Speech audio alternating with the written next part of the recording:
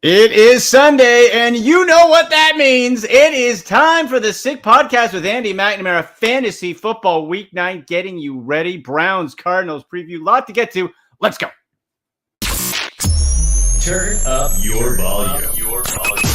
Because you're about to listen to The Sick Podcast with Andy McNamara, the sickest Cleveland Browns podcast. Chubb runs, he's to the 10, 15, he's to the 20, 25, 30, 35, 40, 45, 50. There goes Chubb, he's to the 30, 20, 10, 5, touchdown, Shabba Lubba Hub. It's gonna be sick. Hey, everybody, Week 9 is here. Week 9 is here. Hope everyone's doing well. I'm Andy McNamara. Oh, boy. Buys are back.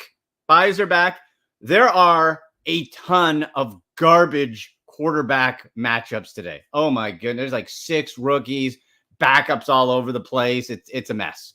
We're going to help navigate you through that on the fantasy football side. Get you ready for a very important Browns-Cardinals game in Cleveland. Later on today, our guy Grant Gillilan from IDP Guys is on site. He's going to be at right in front of the stadium. Give us a bit of a scene set. Deshaun Watson is returning with that shoulder. Is it ready? Is it not? Well, it's ready enough, apparently. And we will see against the 1-7 Cardinals, who are down to their third string running back with rookie Clayton Tune, 5th round pick, who went one spot before Dorian Thompson-Robinson was selected by the Browns in the draft. So no excuses for the Browns not to absolutely smash the Cardinals. They're 12.5-point favorites. That's a bit rich for me, but the Browns are there, relatively healthy overall. Jerome Ford's going to be back in the backfield, so you should have that nice 3-man rotation. It all depends. Can Kevin Stefanski control himself enough to not put too much on the shoulders, or specifically the right rotator cuff shoulder of Deshaun Watson? And because after this, if you get upset by this one, you got Baltimore and you got Pittsburgh right after. This is the season coming up. You got to get to 5-3 by any means necessary, especially with Pittsburgh squeaking out another one. I don't know how that team keeps winning on Thursday against the Titans there. Okay, let's bring in our guy from Sportsnet, Shoaib Alli, into the program. He's back. He's ready. Show, how are you, buddy? Good, Andy. How's it going? I'm going good, man. We got the Browns mug. We're ready to rock and roll.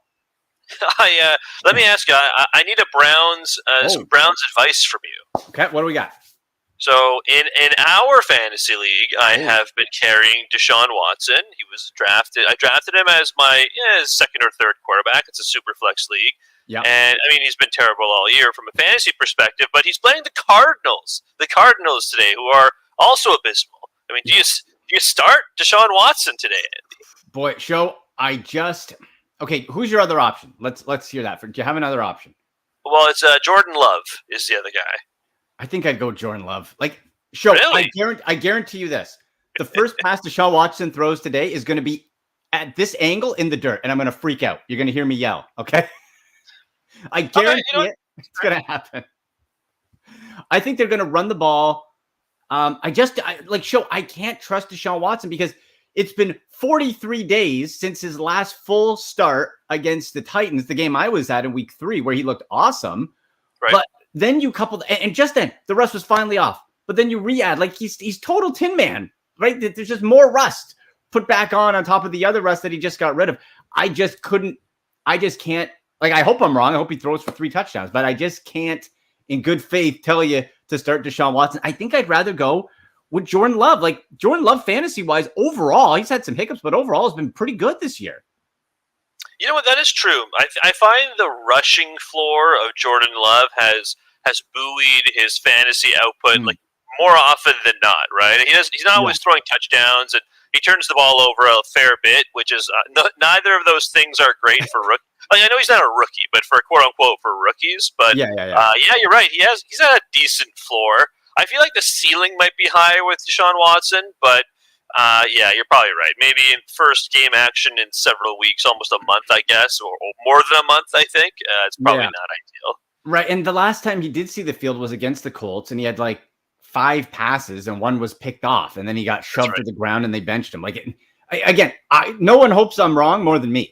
Okay, I hope you're like, Andy, Deshaun Watson got 40 fantasy points. I'm like, it's one of those things. Show at this point, I have to see it. I just have to see it happen. first before we do that.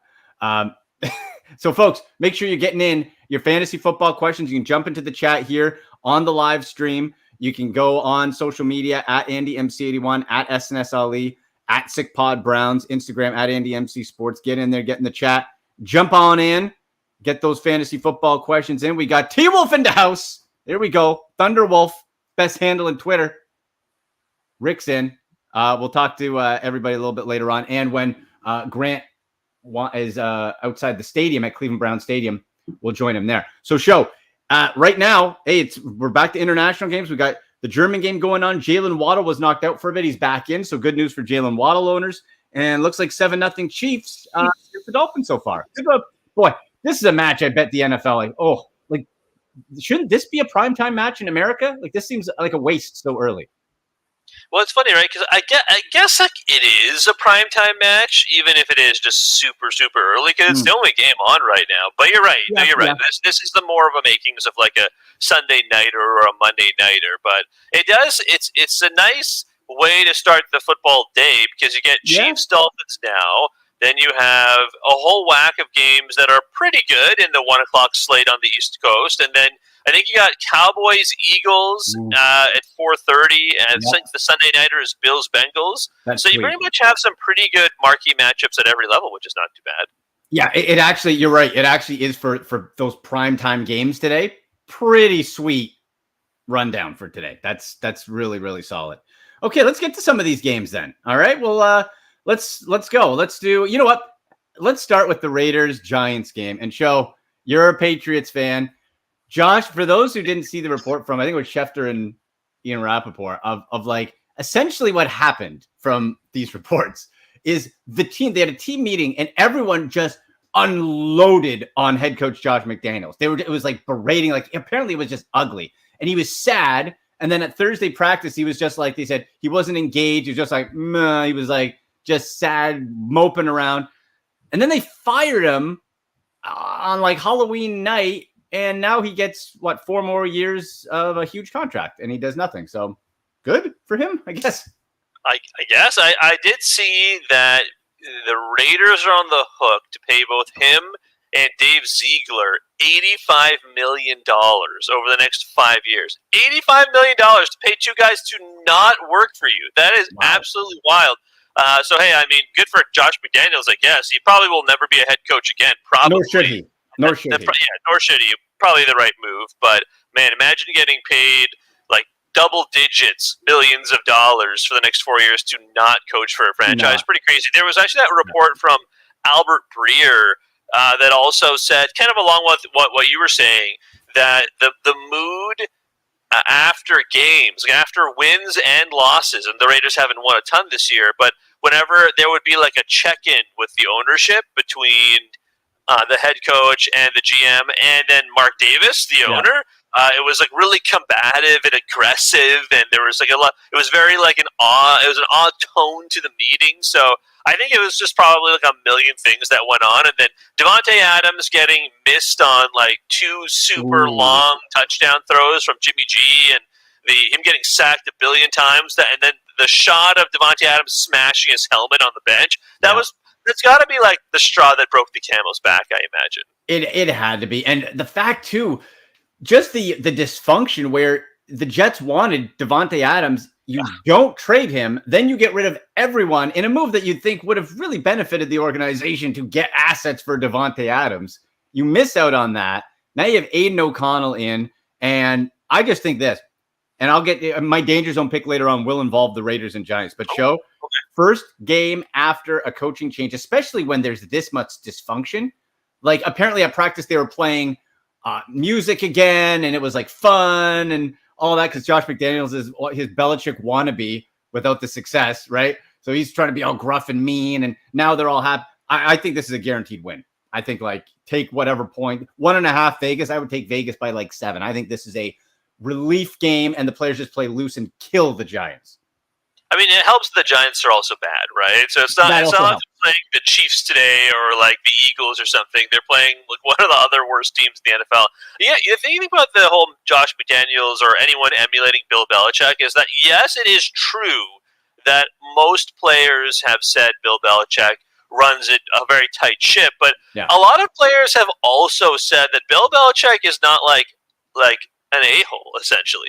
You know what I mean? Like they don't. He's not like he doesn't treat you with disrespect. Like he's not like the drill sergeant who makes you do push-ups or do laps or something. Like he is very exacting, certainly. But I read a lot of the reports about the people like certainly Josh McDaniels or Bill O'Brien or like Eric Mangini once upon a time, and it's like a lot of those guys took the wrong lesson from what made Bill Belichick such a good coach, essentially. Yeah, that's a very good point.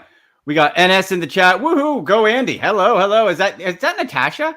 That might be Tashi. If that's Natasha, say hi. NS. Okay. Hey everybody, jump on in. Get those fantasy questions, betting questions in. Let's go through this game here. Aiden O'Connell, boy show. If you're not named Josh Jacobs, I don't know if I want a PC on the Raiders today. To be honest, I don't want Aiden O'Connell. Sorry. Here's the thing, though. Like when you have someone like Devontae Adams, you can't bench the guy. I know. Right? You got to play him. You got to play him. But you got to play him. I don't like it. But. Don't get me wrong. You're right that you can't expect anything like crazy from Adams. But I think the last time Aiden O'Connell was in there, Devontae had just a whack of targets, like a ton of targets, like 8 to 10 plus targets. So I kind of feel like if that's the case, then if you're in a half or full PPR league, you might actually feel okay about Devontae's stat line once things are done. Yeah, and like you said, you're playing him anyway. Boy, if you're the Giants, like stop. Why? That's a 425. That's like a half primetime game. And now, like, why? I can understand the league saying with the Jets with Aaron Rodgers. Okay, I can wrap my head around. It's Aaron Rodgers, fine. He was at the Breeders' Cup actually yesterday. They showed him on. He looked just such like a douchebag. He looked like such a pilot. He's like, yeah, my kill. He's like, God, you are the worst. But he's walking, he's throwing in practice. I don't know. But I can understand the Jets. Why the Giants? Why? Like they had a nice little year last year. But like, I don't see why they're on so many. Like, it can't just be the New York marketplace. It's because they were like half good last year, and they played New York. That's literally it. That's the only reason. That's got to be it. So what do we do? Barkley? Yeah. I don't know. You play Barkley, and I don't want nobody else. They did say Daniel Jones is playing, right? Because Tyrod Taylor was put on the IR. I know they had cleared Daniel Jones in some way, but I wasn't sure if they had said Daniel Jones was actually starting. Daniel Jones' neck was removed from the injury report and will play. So, if that's the case, all of both Daniel Jones and Saquon Barkley's best games have come when each other are on the field. Like when one of them is not on the field, they both stink. But when both of them are on the field, they've actually both been pretty good. So I feel okay. Maybe Daniel Jones, that's more of a super flex move than a standard league, for example. But I would feel okay, especially if you're like missing Kirk Cousins, for example, or you mentioned earlier all the bazillion rookies that are starting today. You probably feel better about starting like Daniel Jones over like Jaron Hall or Clayton Tune or something. Yeah, well, exactly. And show, you know what? In our league, I dropped Daniel Jones because I was just done with him. I was just I anger dropped him. It's like, no. My flack. This is the combination of buys, which, oh boy. When you draft and you're like, you try to keep the buys in mind. You're like, 1 week's going to get me. This is the week. This is the week for me that I got. I have Taysom Hill. Taysom Hill show. Yep. My old nemesis. There you go. It was either this. It was Taysom Hill and take the roller coaster that's that, or like Cam Akers or Keontae Ingram of like, let's go. Let's get nuts. Let's go with you know what? Taysom Hill, Andy, is he's been very good all year, pretty much. This is going to be the week he scores like 2.5 points. 100%. I totally agree. I absolutely agree. He has had 3 weeks in a row where he's been awesome. Like he is getting shut down today against an awful Chicago team for no reason. Yeah, exactly. That's the thing. He's not even playing a good team against the Bears of all teams. Yeah, and he will be absolutely neutralized and do nothing today. And I'll be screaming, "Why did I do Taysom Hill?" Because he loves to torment me. I know this, but that's fine. That's the world we're living in right now. Let's go to Vikings Falcons. You mentioned no Kirk Cousins. And there was actually rumors that the Vikings will look to bring him back despite him being a free agent. Another probably 20 mil for old Kirk Cousins' bank account. What a life. They're playing the Falcons. This concerns me because I'm a Jordan Addison owner. I'm a TJ Hawkinson owner in multiple leagues.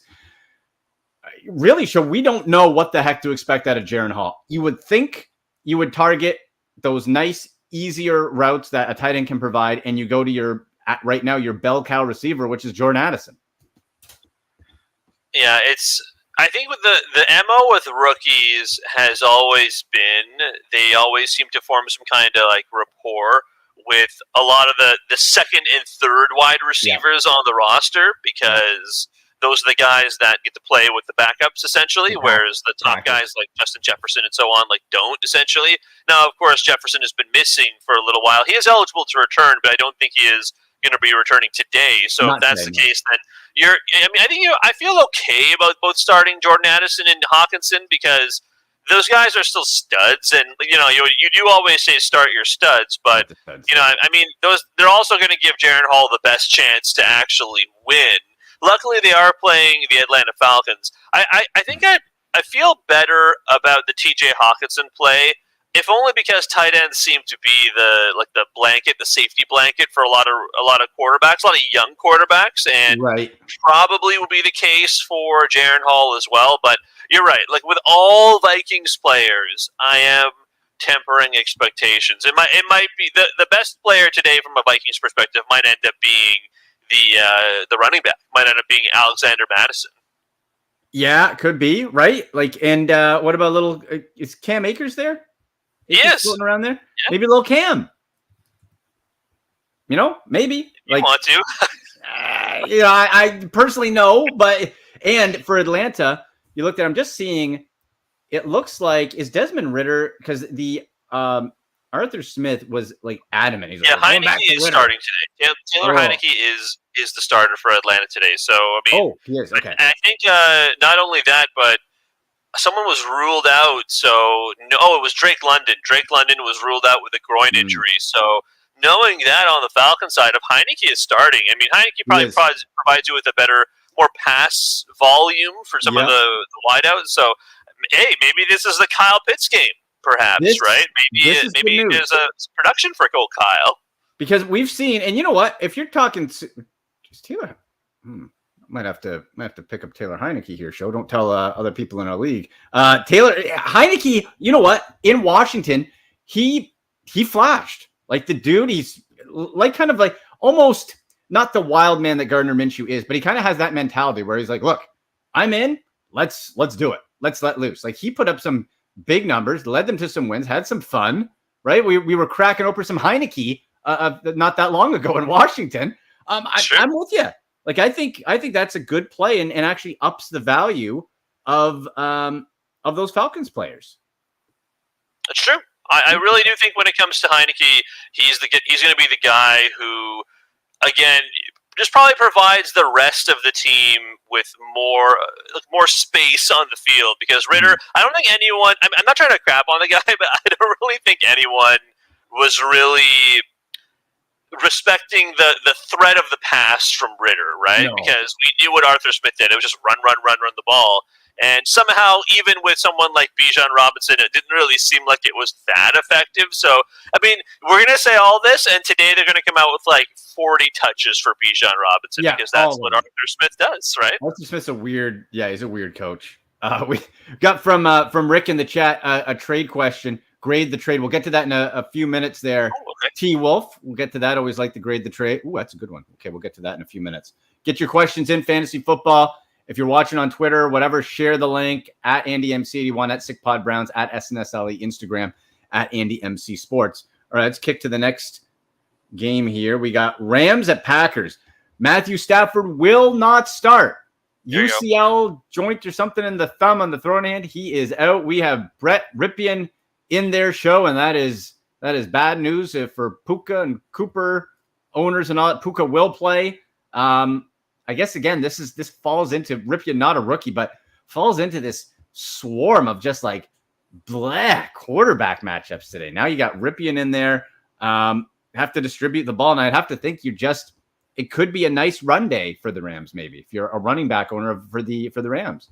Yeah, like if you have Darrell Henderson, you're probably going to start him anyways, and he and Royce Freeman have been in kind of that, they have been in a timeshare, right? They have been pretty equitably getting the ball and the touches there, so I think you're pretty good to start either of them because the Packers' run defense is pretty bad, but from a passing standpoint, I have Puka in a couple of leagues, and I don't think I'm going to start him in either because a new quarterback and he's banged up. So how much do you want? If it was just one of those two things, I think I'd be okay. You know what? I could roll the dice on it, and of course it depends on the other wide receivers, injuries, and bye weeks and so on. But if you can afford to, I think I'm going to take the chance and not start him today. Just let me get your take on this, Andy. We just talked about Jordan Addison. If you're had to make a decision between Jordan Addison and Puka, I think I might go Addison because at least Addison is healthy, even though there is also a quarterback change in Minnesota. Yeah, I'm with you.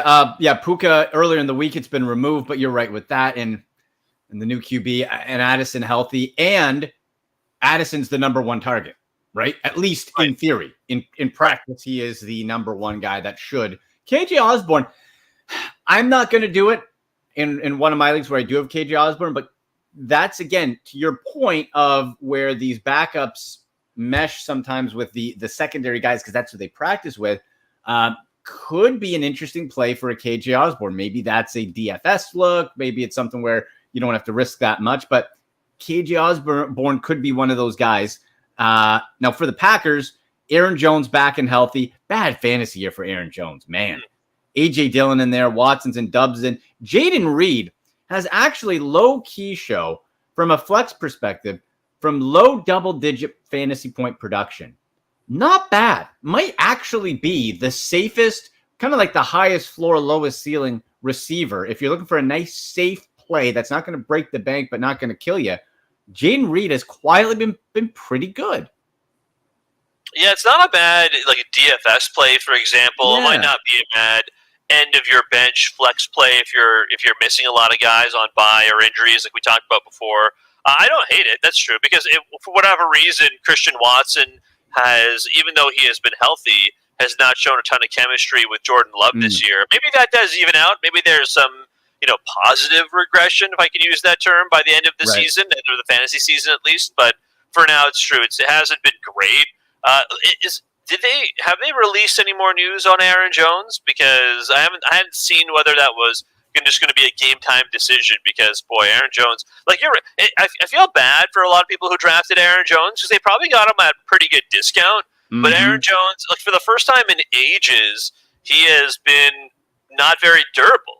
Right, he has been pretty durable for his entire career, and then this year the hamstring thing has lingered essentially all season. It's really unfortunate because he's been such a dynamic player pretty much since he was drafted. Yeah, no injury designation. It says he will play. Okay. He will play. Here's the list, Joe. So I was looking for this. 6 rookie quarterbacks will start today. Panthers, Bryce Young versus the Colts. Texans, C.J. Stroud versus the Bucs. Raiders, Aiden O'Connell, Giants. Bears, Tyson Bagent versus the Saints. Cardinals, Clayton Tune versus the Browns. And Jaron Hall for the Vikings versus the Falcons. Then you mix in like a Brett Ripien. This is a bad day for some quarterback matchups, man. Holy cow. Yeah, well, when you add in, you mentioned, I'm just looking at the matchups. You mentioned Ripien, so you add him in there. You're adding in Taylor Heineke. You're adding in Gardner Minshew, right? Yeah. You're adding all we need is Daniel Jones to get injured for Tommy DeVito to get into that game, right? And then if it hadn't been for some late developments for Deshaun Watson, PJ Walker probably would have started. So if you take a look at all the quarterback situations around the entire NFL, you probably would have been in one of those. Apart from the top 6 to 8 quarterbacks, every team has a quarterback that probably is less than great, essentially. Yes, that's it. And then, you just the whole scenario is not great. Now I believe we got our guy Grant Gillilan from IDP Guys. I think he's on site. There he is. Grant, can you hear us, buddy? Yeah, can you hear me, Andy? I got you. Looks like a beautiful sunny day in God's country, Cleveland, Ohio. It is awesome. We're sitting here watching the players get carted in to the stadium, so it's a great day. We're going to see about mid-50s here with very minimal wind. Well, I was gonna say you have your Browns gear on, but no no toque, nothing like that. So it's pretty comfortable right now, huh? Yeah, I was actually surprised being November here in Ohio. I was thinking maybe a cold, freezing game. Right. Now, Grant, we got to ask your opinion. Show was asking before on Deshaun Watson, a fantasy question. He was thinking, what was it, Show, Watson or Jordan Love? Like Jordan Love. Grant, what's the expectation out of Deshaun Watson today? Man, to me, I think this is going to be a run-heavy game. We're just going to see and make sure that Watson's healthy enough to play a full game. But that's a tough question because Stefanski, as we all know, likes to throw the ball, even though we don't need to throw the ball. I'm still leaning probably Jordan Love on that one. Yeah, that's where I went as well. Now, Grant, you've been out and about on the town this morning. You were at Johnny's Little Bar or Place. We got Patrick and Aura in the house there. Hope you had a great time there. What's the vibe? It was awesome. It was a good spot. You know what? How are you we're feeling? looking good here. Don't see a lot of Arizona Cardinals fans. Unlike the last game, it was 50-50 between Browns fans and 49ers fans. So I'm expecting this place to be loud and rowdy here. Now, in the bar, just around, are people like? Is it nervous energy? Is it excitement? Are people happy to see Watson? Like, because we know as Browns fans, we get nervous. Yeah, you know what? It seems like a pretty confident energy here in Cleveland. But I don't get a bad vibe or anything. I mean, we're playing Arizona, so we should hopefully be winning by 2 touchdowns. We are favored, I believe, 13.5. Oof. What do you think, Show? That's a bit spicy for me with Deshaun Watson coming back. You know what?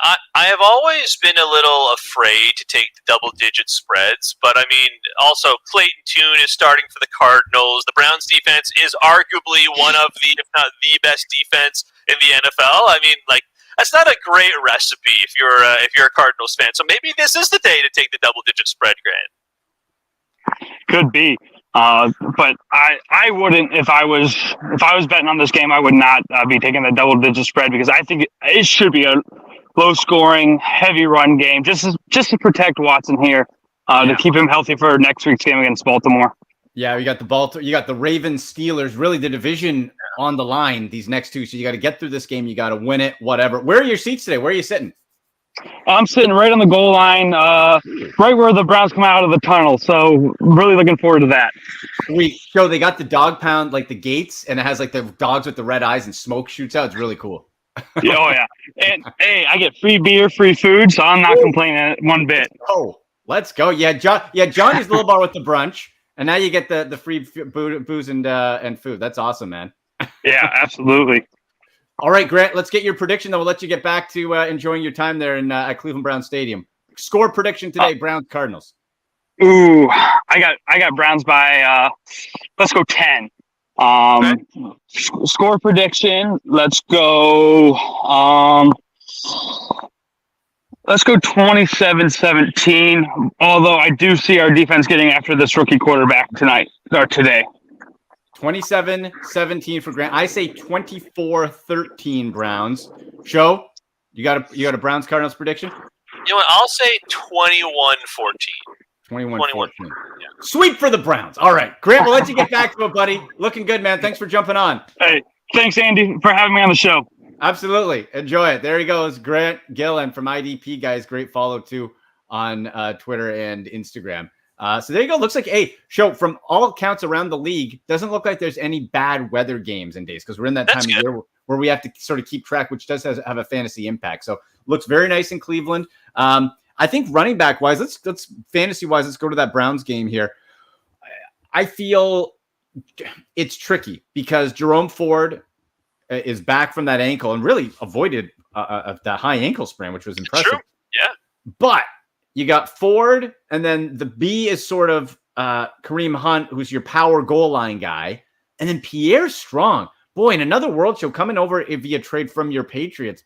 That guy's look good, man. Like he's like got some pop to him, but he's going to kind of be mixed in. So I think it's like if you have Kareem Hunt flex, you need him to get a touchdown, but he's got 3 touchdowns in the last 2 games, so that's possible. And then probably Jerome Ford more as the, every down type of back a little bit. Yeah, it kind of felt like the last time out for Kareem Hunt. Don't get me wrong, it was a great fantasy day, but it also felt like he salvaged that day by scoring the touchdown at the goal line. Because had he not scored the touchdown, it would have been a relatively pedestrian day for him, right? Because he was still splitting touches with other players. So now that Jerome Ford is, you're thinking he's going to get a lot more touches. If it's Ford and Hunt versus Hunt and, let's say, Pierre Strong, and I agree with you, Pierre Strong looks like he could be looks like he could be more than just a guy as soon as next year, maybe. But you're right. I think I'd probably feel better going with Jerome Ford. And again, the Cardinals' defense is pretty terrible, so I'm not sure you can, that's just a matter of fact, right? So you can probably feel good about starting most Browns players, but I would feel better about the running backs versus the pass catchers. Yeah, and plus Jerome Ford has proven to catch well out of the backfield and even deep field. In that last game where Watson was at full health, caught a beautiful, I think it was when we were down for the Tennessee game, beautiful lob, 19-yard touchdown into the end zone. It was gorgeous. So you can mix that in, probably better PPR. For the Cardinals, Keontae Ingram is kind of just the default. His average last year's show was 2.4 yards a carry. So I'm not super excited about Keontae Ingram today. Yeah, I think, especially because it's the Browns defense and it's a rookie, a new quarterback there with Tune. You think they will lean on the run game, but at the same time, on the road, hostile environment, first game. I think I might just stay away from all Cardinals today. Even Trey McBride, who looked phenomenal last time out, but I might stay away from everyone. I was going to say maybe McBride, because again, we look to those young quarterbacks. What's the short, safe, out of your hand, especially if Myles Garrett and company's coming? Yeah. Let's just see how he did the other way. Ooh, boy. He was great. He had a phenomenal day. He had a 20-plus fantasy point day. I wonder.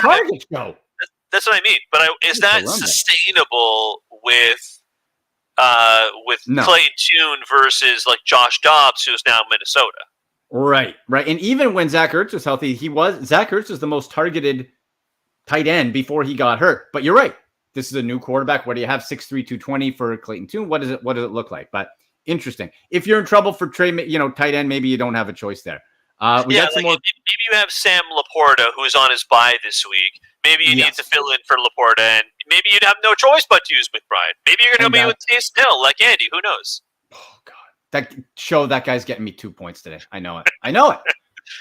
The prediction thing is 2.9 points, like the projected fantasy points.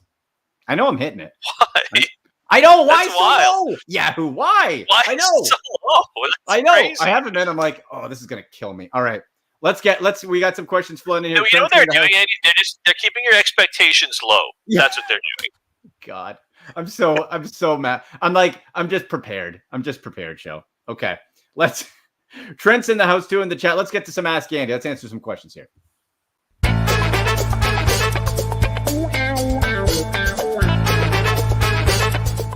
All right, so let's jump on in. If you're on Twitter, at AndyMC81, at SNS Ali, at SickPodBrowns, or jump in the chat here. What do we got? We got on Twitter, at ROL Whithit.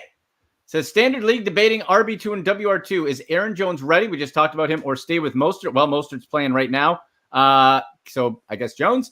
Gabe Davis performed 2 weeks in a row, or go with Meyer.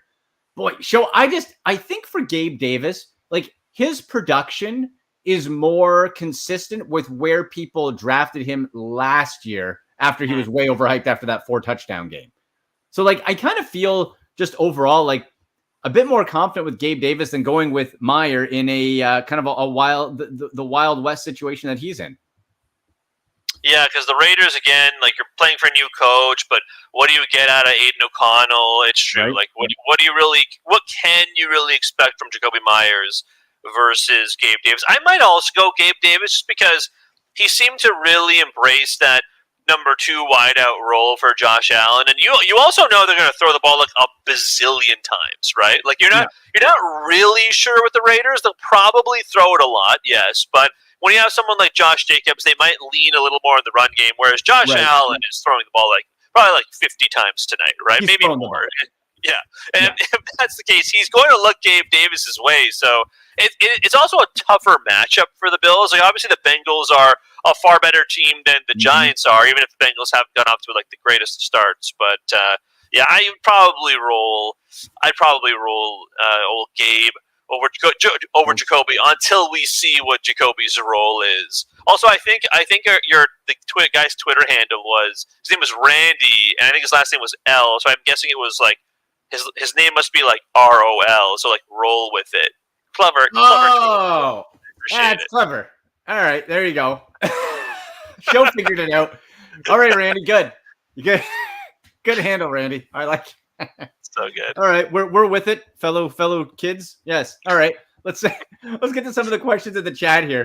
The Bobby Trees thing, Andy. Remember that? Oh man. I'm like, who? I'm looking. I'm like, who the hell is Bobby? And it's Robert Woods. Very clever. Very clever. Good. Got me. Here we go. From our guy Rick here. Grade the trade. McCaffrey and Olave for Jacobs and St. Brown. Boy, show I'd have to say anything involving Christian McCaffrey. If you're getting McCaffrey, you're winning. Yeah, I mean, if you're giving up Josh Jacobs, giving up Josh Jacobs and St. Brown, but you're getting back McCaffrey. I kind of agree with you. I mean, don't get me wrong. Amon-Ra St. Brown has been one of the best wide receivers in the entire league this year. Yeah. Absolutely. Yeah. So to give him up is tough. And Olave has been pretty inconsistent. He has been. I mean, he's been injured. And then there was some of that stuff, I don't know if you saw, where he was he was running the wrong routes, and Derek Carr was like getting pissed off, and he was like throwing the ball out of bounds. Yeah, it wasn't great. But if you're getting Christian McCaffrey, I would think that evens it out. No, I would think so, and it's always tricky too. Like as great as Amon-Ra St. Brown is, it's always easier to find productive wide receivers. Maybe that's a good point. You know, than the top running back in Christian McCaffrey. So I'd say it's depending what the rest of your running back group looks like, whoever gets McCaffrey wins it. But yeah, St. Brown having a hell of a year, and Jacobs can be serviceable RB2. All right, let's get to the next one here. What do we got? We got from Trent. Morning, guys. Hello, Trent. Half PPR, pick 2, Chuba Hubbard, Darrell Henderson, Puka, Devonta Smith, Devin Singletary. Now, Singletary is interesting because I had this situation too. I had Dameon Pierce, who was out, picked up Singletary. Could be a bit of a committee mode there, but for me, I'm saying no Chuba. Chuba's just he's just flat. He's just flat. Yeah. He's done nothing. I'll go Singletary. Puka, boy, if it was Stafford, no brainer. But how can we do that? And Devonta Smith has just not been great all year. I think I might go Singletary and Henderson. What do you think? So I agree with you on Chuba. Makes me sad because Chuba, old Canadian guy, right? He's had chances. He just has been good. No, I agree with you. They've been giving him the starting role, and he has not produced. So it's been enough weeks of this that I think I'm with you. So I will pass on Chuba.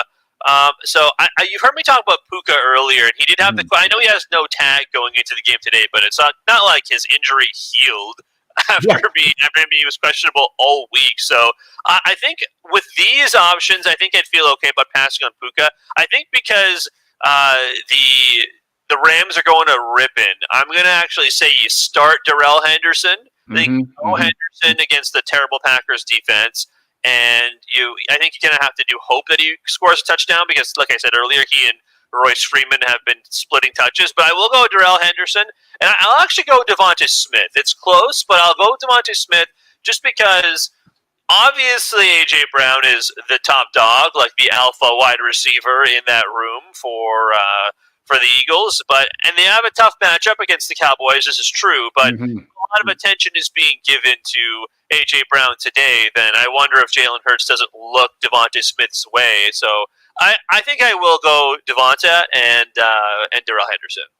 And that's going to be a great matchup too. I can't wait for that. That's a big deciding factor, not just for the NFC East division, but kind of a tone setter for the whole conference, really, right? Because the 49ers struggling, Eagles top dog, can Dallas get back into it? And Devonta Smith, who had 3 straight weeks of single-digit fantasy point production, has been soft all year. Last week, 7 catches, 7 targets, 99 yards, and a touchdown.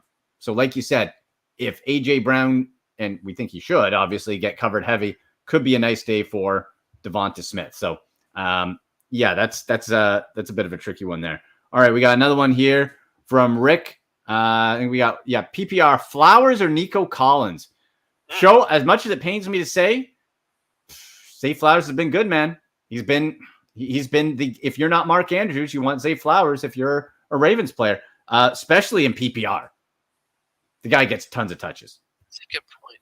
You know what? Yeah. I might go Nico Collins at PPR just because Zay Flowers. Don't get me wrong, I do agree with you. Zay Flowers has been great, and I think I have him.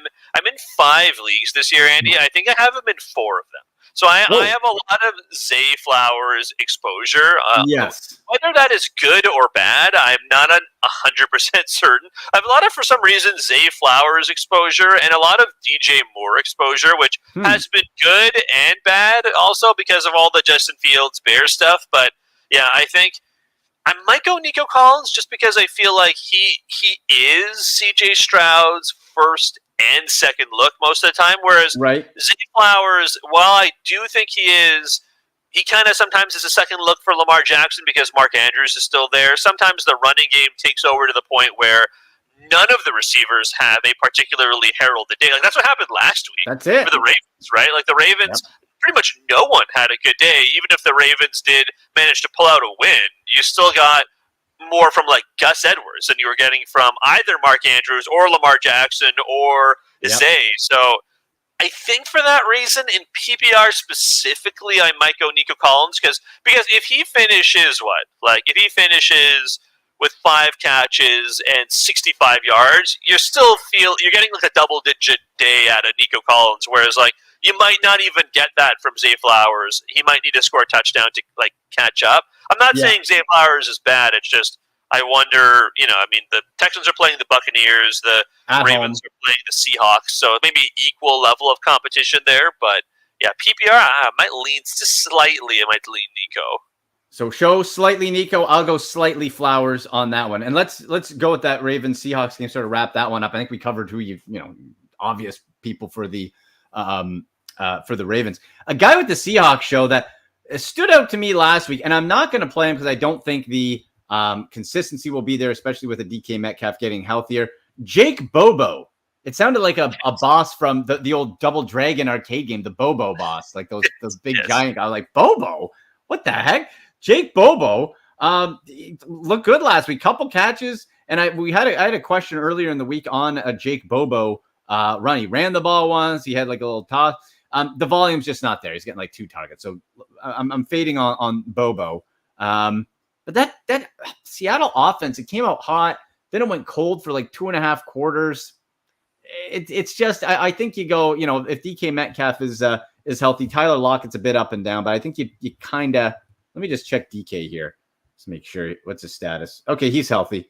Yeah, I'd say you go DK, Lockett, and then Jackson Smith and Jigba with those 2 being healthy, kind of again gets pushed down the pecking order a bit. Yeah, it's true. I think you're probably right that it's probably just everything as normal. Like you're starting all of Lockett and DK and Kenneth Walker alongside Geno Smith, and they're all like have 2s and 3s next to their names instead of 1s, perhaps. But I think you're probably right. Jackson Smith and Jigba is interesting because I think he's starting to come around from a fantasy perspective. I think we all kind of thought he'd be better sooner, right? But he's been popping a little bit more frequently, so I wouldn't feel terrible about starting him, but it would be as no more than a flex play, and only if guys are on bye weeks or if you're in an injury pinch, for example. But I'm a little, I don't know about you, but I'm a little concerned, Andy, about Kenneth Walker. The touches have decreased a little bit, and they have been like less quality touches, and now you're playing the Ravens, a team that is still pretty good at 6-2, one of the better teams in the AFC. So I mean, it's not like you're not starting Kenneth Walker, but I wonder if maybe after a very hot start, maybe you temper some expectations. Even if, look, again, you're not benching him, but it's like you're expecting more closer to RB2 production than RB1. Yeah, I totally agree on that. Commanders Patriots, next one up, 3-5 team versus a 2-6 team. Oh baby, let's go. 41.5. Show, if we're laying some coin on this, I think I might take the under. This just screams of like a 13-10 stinker. Oh yeah, I mean it's at home, so the Patriots have played a little bit better at home, but I mean a little bit better is still pretty awful. So yeah, look, man, from a fantasy perspective, they lost Kendrick Bourne, who was basically their only playmaker all season. Ramondre Stevenson obviously is still very good. It's just the offensive line is so awful that he has gotten no time to do literally anything. So I mean, I guess you're starting Ramondre Stevenson. I would start literally no one else from the Patriots, especially now that Kendrick Bourne is gone.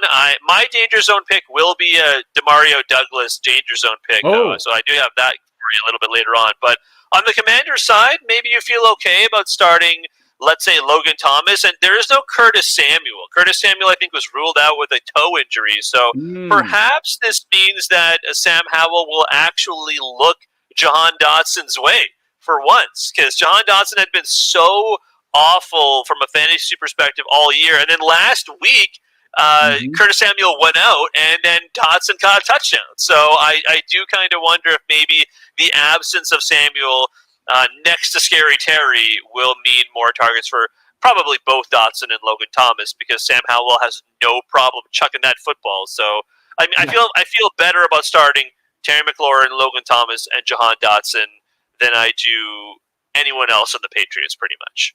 Yeah, and I'm with you on Logan Thomas. Could be a nice Logan Thomas day. I have one share of Thomas, so I'm hoping for that. I found myself in bye week hell in one of my other leagues, and just by pure, I'm like, I didn't like it, but just based on like what else was available, unfortunately, I have to be heavily invested in the Patriots today.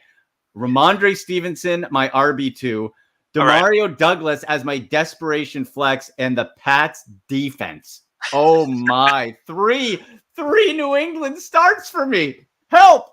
You're probably gonna lose that game, Andy. I'm probably losing this week. You're hinging on those three guys, but hey, I mean, those are the three most attractive fantasy plays from a Patriots perspective. Like, you're certainly not starting literally anyone else, so maybe it could work out for you. Boy, I wonder, like on a poll, what should I be more confident in? Those three Patriots producing or Taysom Hill screwing me over this week? Vote now in the comments. I'd be more confident in Taysom Hill. Taysom Hill is going to ruin my day. I just know it. I know it. He knows it. He doesn't know me, but I know there's just like a twinkle in his eyes. Like, gonna wreck someone's day today, and it's gonna be mine. We went over Bears, Saints already. Seahawks, Ravens. For the Buccaneers, we mentioned the Texans already. CJ Stroud, you're starting Stroud for the Texans, of course. Buccaneers, I don't know. Like, if you need a little help, I wouldn't mind a little Baker getting you 17 fantasy points, maybe, right? Why not? Chris Godwin, of course. You know what? It's probably a higher floor, Andy, than any of those other guys we talked about, like the rookies or anyone else will get you. I mean, even if like he gets you 15 points, right? That's probably fine. I would say, right? Like, given where the quarterback position is this year, like if you don't have one of Josh Allen, Patrick Mahomes, Tua, Burrow, did I say Lamar Jackson already? I'm not sure. Justin Herbert. Yeah, like if you don't have those guys, you're in the same mushy middle as everyone else, right? So Baker is not a terrible fill-in, and he's shown the ability to get the ball to both Chris Godwin and Mike Evans, who I think you're also starting today. Like, there's no question you're starting either of those guys, and I think Rachaad White against the Texans, you can feel okay about starting him. He's been a PPR machine. My goodness, you start him in either half or full PPR, you're getting a double-digit fantasy day, probably. Yeah, White has been, and I don't think he's necessarily gotten enough love off of that, right? Like, let me just check real quick, because you're definitely right on that. I got Godwin going in like 3 leagues today. So, yeah, especially last 2 weeks, 15.9, 17.9 fantasy points. Has had 2 other double-digit days. And now you have Houston, Tennessee, couple games. Now, the Tennessee defense I don't like, but today, absolutely. I think that's a really good play there. We got Colts, Panthers. I would take, Colts are 2.5-point favorites. Here's what we have to realize. Panthers got their first win. They exhale. Bryce Young. I think they are just ready to be pounced on because there's not the pressure to get the first win. They exhaled. If the Colts can strike first with Gardner Minshew, I think this could be a rout. Like, I think they could win by a touchdown or more in this. Not that the Colts are some unstoppable force. Josh Downs has been my guy. Looks like he will play today. That is a must start if he's healthy. That guy's been phenomenal with Gardner Minshew. But I just feel the Panthers, boy, man, if you're not named Adam Thielen, I don't know if I want any part of you on the Panthers. Yeah, I'm with you. I don't think anyone outside of Thielen is startable. You know what's funny? The Colts, I mean, they have a terrible defense, and that needs to be fixed, obviously. But they actually have one of the more potent offenses in the entire NFL, which is kind of crazy to say. Like, they have, by record and by statistics, they have, I think, a top 5 offense in all of the NFL, which is nuts, because this has persisted even without Anthony Richardson, with Gardner Minshew at the helm. So Gardner Minshew, by the way, also a nice fill-in, although he's been so good, I feel like he's probably owned in most leagues at this point because he's been a great fill-in. Yeah. But, I'm with you. I feel good about starting most Colts players, and even if you are a little iffy on Downs, only because of the injury, obviously, we've seen Minshew look Pittman's way a little bit more frequently, and he has also leaned on the run game. So maybe this is one of those rare situations, Andy, where you can start both Jonathan Taylor and Zach Moss, because they've actually both been pretty productive at times. Yeah, you know what? You're right. Now we got a message from Rick says, "Get rid of the New England defense. Take the Raiders D. Should still be there." You know what? I think I might do that. Is that my keeper one? Let's see. It is. Okay, I'm gonna see right now live. Let's see if the Raiders defense is there for me. Probably is. If it is, you know what? Because again, I think it's one of those cases where it's such a relief to be away. Ah, damn it, someone's got him. Oh, that's funny. Well, back to New England. That's probably why I picked New England, because the Raiders were taken. That's probably why I did it, if I remember. Okay, we'll do a couple more, and then we'll get to the our danger zone pick. Let's go to the money game here. Show Cowboys Eagles. Oh boy, Cowboys to start. Tony Pollard, with all the bluster and preseason hype, pretty ordinary. Like, he's come in as like a average RB2 overall on the year. I haven't been overly impressed.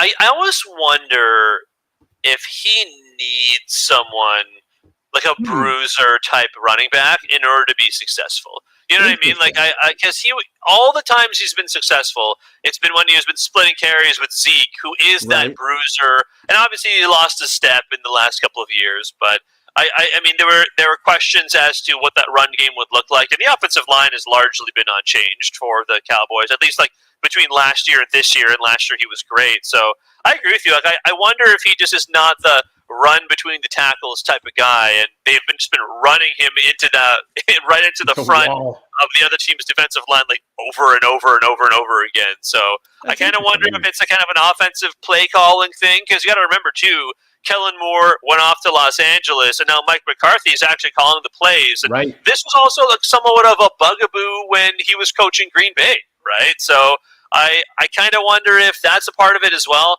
I mean, it's not like you can bench Tony Pollard, because the guy has like a home run waiting to happen on any single play. But I agree with you. Like, from given where you likely drafted him, he's been disappointing. Yeah.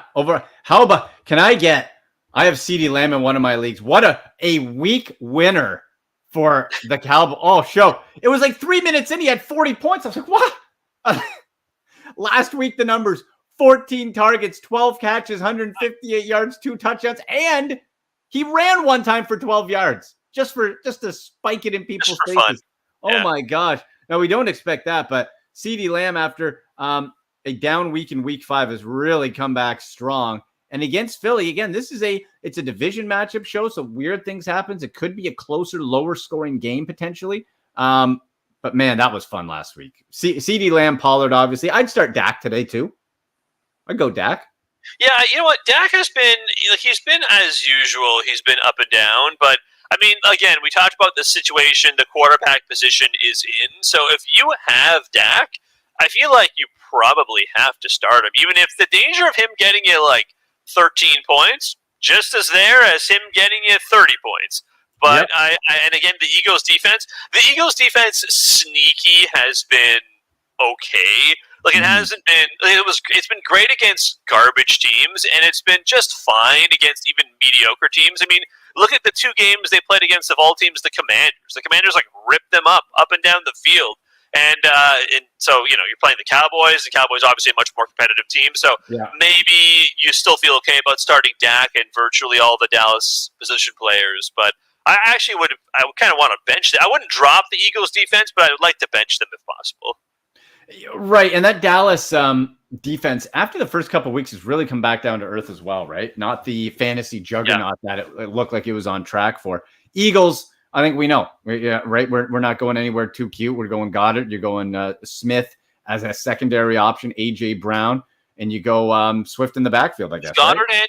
Andy, I honestly do think, though, he has been pretty disappointing. Even for a tight end, he has been disappointing. Yeah. So, if you were going to tell me you're starting Logan Thomas or Taysom Hill or any of the other kind of fill-in tight end options this week, if you were saying you feel good about starting them over Dallas Goedert, I'm not going to argue too much because Jalen Hurts just hasn't really looked his way that much. Even in PPR formats, it hasn't been that great. So I might bench Goddard this week, as crazy as that is to say, because you and I are both pretty big fans of Dallas Goedert.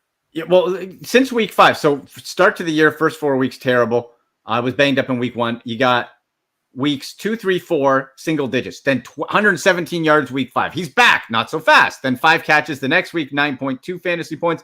Then 18.7, 7.6 last week. So it's a bit of a back and forth. We'll have to see if there's any sort of trend or consistency there. Last game, though, we'll get to our danger zone pick. Oh, the Bills and Bengals. Oh, man. 2.5-point favorites are Cincinnati at home. After that 0-3 start show, the Bengals have been red hot. That calf looks like it's healed enough, and they're back. Buffalo has been weirdly inconsistent. Just when you think you figure them out, they change the question, whether that's good or bad. And I'm with you from earlier. Josh Allen's thrown that ball a ton. And I think actually, and I wish they would just stop, let James cook a little bit more. The guy, when he's been given the chance, he's actually been pretty good, right? I think there's as far as an option to try to save Josh Allen overall, I think there's a path to it. It just doesn't seem necessarily in that offensive DNA of Buffalo for them to do that. What's funny? I had this same thought, and I was talking to a Bills guest on The Fan the other day, and I said that exact thing to the Bills guest, and the guy was like, his name was Greg Thompson from Cover One Buffalo. He did a lot of pre and post game stuff. So Greg says to me, would you be surprised to know that James Cook was on pace for 1,400 scrimmage yards this year? 1,400. I was like, it's incredible. That doesn't really feel like it based on his week in, week out results. So I think that's pretty good. But I agree with you. It does feel like there's a lot more meat left on the bone for James Cook because he does look pretty explosive every time he touches the football, right? So month of the season too, he was popping. Yeah. So he especially considering that, and I'm not saying this crap on Latavius Murray by any means, but Latavius Murray is literally the oldest running back in the National Football League, and he's getting more touches than you would generally expect. So I agree. Yeah, I think you do want more from James Cook, but apart from him, you're starting him, obviously. You're obviously starting Josh Allen, and you're obviously starting Stephon Diggs and Gabe Davis. I think the only question mark was Dalton Kincaid, but as long as Dawson Knox is on the IR, you pretty much have to start him too, right? So last week for a touchdown last time out, so you feel pretty good about starting literally every member of the Bills offense. And look at the targets. This goes to show again how much this offense throws the ball. I feel like we could say for Davis and Diggs, it's 6 to 8 targets, and Dalton Kincaid, 8 targets 2 weeks ago, 7 targets. Again, there's enough ball for everyone. He just keeps throwing it all the time. So Kincaid, looked really good. Must start there. That Cincinnati defense, good, not great. You can have Adam there. That's going to be a good game. Some good primetime games today. Yeah, okay, I'm excited. So are you ready for the danger zone? Ready to get let's do it. Here? Okay, danger zone. All right, my danger zone pick. I'm going to that Raiders-Giants game because after a coaching change, usually teams get a bump. But when you eliminate what looked to be a toxic head coach in Josh McDaniels, who I'm sure will run back to Uncle Bill in New England as a special teams assistant at some point.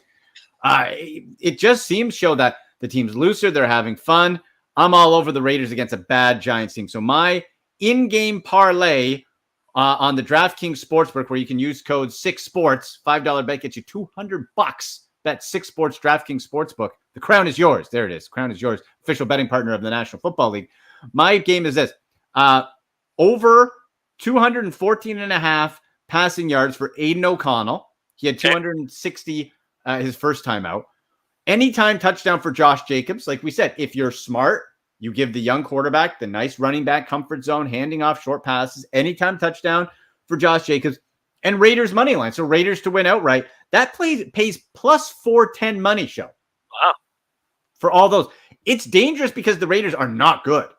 But I think it's doable, right? Like 214 plus 2.5 or 214.5 passing yards. Josh Jacobs anytime. Raiders money line, danger zone, in-game parlay plus 410. Let's go. Okay, so you're going with a parlay for the danger zone. We haven't done that before. I do like it. I do like it. That means success for AOC and for Jacobs and for the Raiders as a whole. I do like it. My danger zone pick will, like I said, be focused on Demario Douglas. I think I'm going to go from a fantasy perspective, Andy. I will say in a PPR league, Demario Douglas is a top 15 wide receiver this week. In PPR, he is a top 15 wide receiver. So that means he's got to catch a ton of passes and obviously probably score a touchdown as well because, you know, the performance of all these other wide receivers. But I will say top 15 PPR. You know what? Let's say half PPR as well. In both the half and full PPR leagues, make it a little more dangerous. Danger zone pick. I hope you're right for my one league show. Yes. I hope. And you know what? The targets, 6 targets 2 weeks ago, 7, caught 4, 5, ran the ball once, 2. You just got to get lucky on one. He gets a touchdown and has those numbers. You're looking at a pretty decent little fantasy day. Yeah, sure. That's not bad. All right. Good stuff, man. Well, that'll do it, show. Tell people where they can find you, hear you, all that good stuff. Yeah, SNS Alli on Twitter or X. And I'll be back for more NFL content pretty much all week. I'm hosting a lot of evening shows on radio in Toronto this week. So you'll hear me talking a lot, I'm sure, about the Raiders and the Bills and the Patriots in the next 7 days. And Demario Douglas exploding for a top wide receiver performance. Absolutely. Let's do it. Thanks to Grant Gillilan for our man on the street there outside Cleveland Browns Stadium from IDP, guys. Thank you for all of you for listening. Share the link. Make sure you subscribe. Turn those notifications on.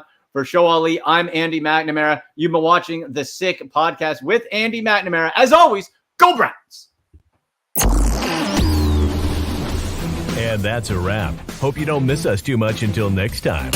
Follow The Sick Podcast with Andy McNamara on YouTube, Instagram, Facebook, Google Play, and Apple Podcasts.